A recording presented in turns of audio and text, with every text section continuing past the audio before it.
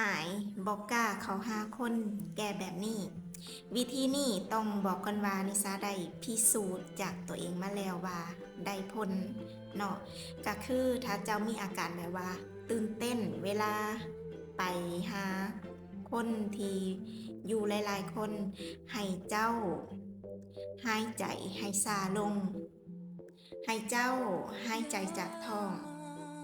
การที่เฮาหายใจจากท้องสิเฮ็ดให้เฮาหายใจที่ซาลงและ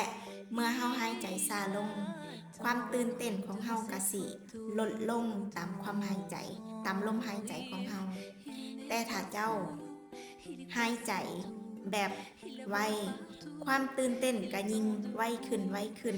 ก็ยิ่งเฮ็ดให้ตัวเองบ่มีความมั่นใจยิ่งอายยิ่งบ่มีความมั่นใจหลายขึ้นเพราะฉะนั้นสรุปข้อนี้ก็คือ